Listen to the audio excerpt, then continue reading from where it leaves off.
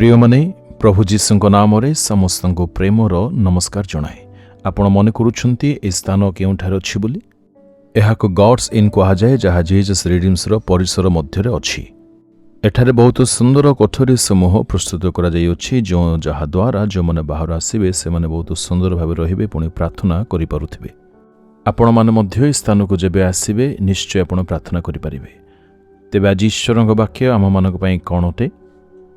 Look 18 अध्यायर 27 पदरे जीशु गोटे कथा कहउछन्दी, जहा मनुष्यर असाध्य ताहा ईश्वरंकर साध्य। जेबे से माने पचारिले प्रभु एत बहुत कठिन लागुछि तेबे किए परित्राण पाई पारे?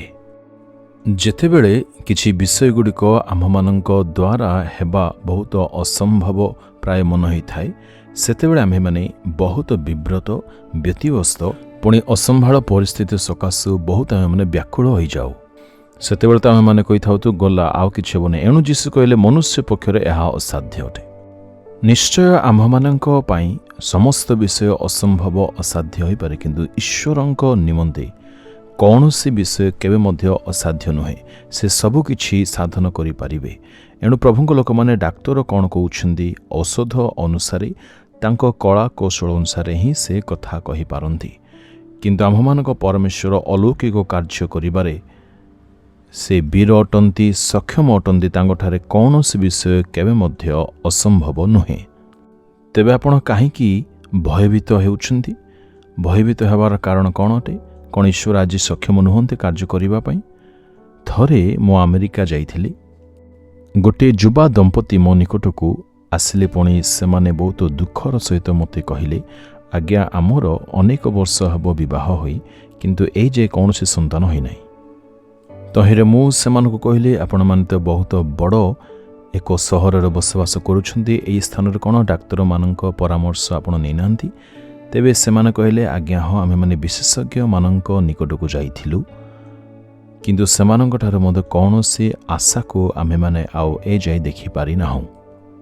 समस्ते आम्भमानंकु कहिले जे पुणी आम्भमानंकु संतान हवा असंभव अटे, किंतु मु सेमानकु कहिले, आपण माने तो बहुत भल एक उत्तम सहरर बसवास करूछन्ती, निश्चय भल विज्ञ डाक्टर माने एठारे निश्चय विशेषज्ञ माने थिबे, किंतु सेमाने कहिले नाही आज्ञा आउ संतान जे आम्भमानकु हबो एहा कौनसी आशा सेमान दउनाहांती।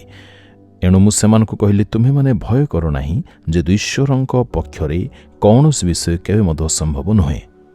से आश्चर्य परमेश्वर अटंती, से निश्चय आश्चर्य कर्म करिवे। जेपरि मु सेमानंकु एही ईश्वरंक संबंधी तांको शक्ति विषय कहली, सेमाने विश्वास करिले। पुणी मु प्रार्थना करिली। जेतेबेले मु प्रार्थना करिली, सेमाने आपण गृहକୁ प्रस्थान कले। जेतेबेले मु नालमाउडरे काम कार्य आपण कार्यालय थिली, सेतेबेले गोटे दंपति तमिलनाडुर गोटे सहररू सेमाने आसी ए प्रकार कहले जे सेमाने अमेरिकार बसवास करूछन्ते, किंतु मते साक्षात करिबा पई आसी अछन्ते। मु शुणिबा क्षणे सेमानंकु भितरकू डाकिली, आउ सेमानंकु बसिबा पई कहिली। पुणी सेमाने आमकु कहिले जे पाळक आगे आमे दूररू आसीअछु, आमे दुखरे थिबा समय आपण अमेरिकार आम सहित साक्षात करी आममानंक संतान हेबा निमंते आपण आममानंक निमंते प्रार्थना कर दिथिले। आ परमेश्वर उचित समय रे आपणक प्रार्थना शुणी आममानंक उत्तर स्वरूपे पुत्र संतान दे आममानंक से आशीर्वाद करिउछन्ती। अणु प्रभुଙ୍କ नाम जुगे जुगे धन्य हो। सेमाने कहिले, जेबे मु प्रथम थर सेमानंक साक्षात करथिली, सेमाने बहुत दुखरे थिले। सेमानकर समस्त आशा को सेमाने हराई बसले, किंतु जेतेबेले ईश्वरंक दास सेमानंक निमंते प्रार्थना करिले, परमेश्वर अद्भुत कार्य सेमानंक जीवन रे आस्वादन करिवार सेमाने देखिले।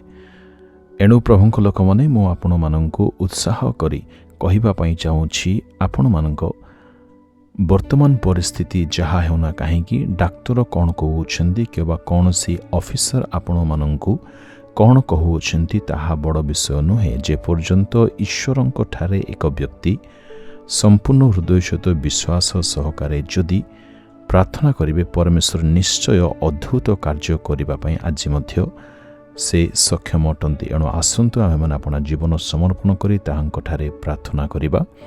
स्वर्गीय पिता, जेते भाई भणी माने तुंभ प्रियजन माने वर्तमान अपना जीवनर दुख कष्ट को नहीं, अपना जीवनर संघर्ष को नहीं तुंभ निकटरे अपना हस्त उठाई प्रार्थना करुचंदी। प्रभु से समस्त पुओ झियो भाई भौणी ମାନଙ୍କୁ ତୁମେ ଜୀବନରେ ତୁମର ଆଶ୍ଚର୍ଯ୍ୟ ଶକ୍ତିକୁ ଆଶ୍ଚର୍ଯ୍ୟ କର୍ମକୁ ଅନୁଭବ କରିବା ପାଇଁ ସାହାଯ୍ୟ କର। ତୁମେ ଯେ ଆଜି ମଧ୍ୟ କାର୍ଯ୍ୟ କରିପାରିବ ଏହା ଅନୁଭବ କରିବା ପାଇଁ ଦୟାକର। ପ୍ରଭୁ ଯୀଶୁଙ୍କ ନାମରେ ଏହି ପ୍ରାର୍ଥନା କରୁଅଛୁ ପିତା, ଆମେନ୍ ଆମେନ୍।